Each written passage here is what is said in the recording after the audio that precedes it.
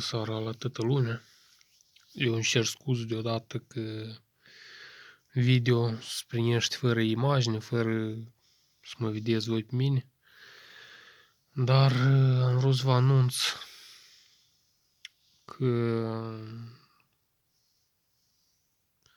video nou o să apară peste vreo câteva zile, pentru că la mine a decedat cineva din familie și nu am dispoziție de a face un video nou. Așa că îmi cer scuze deodată și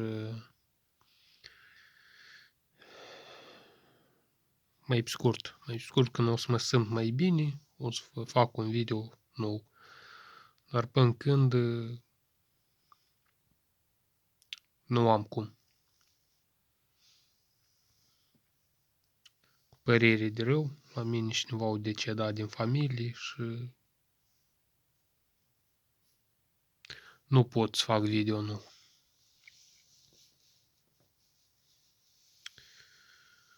Și cam atât.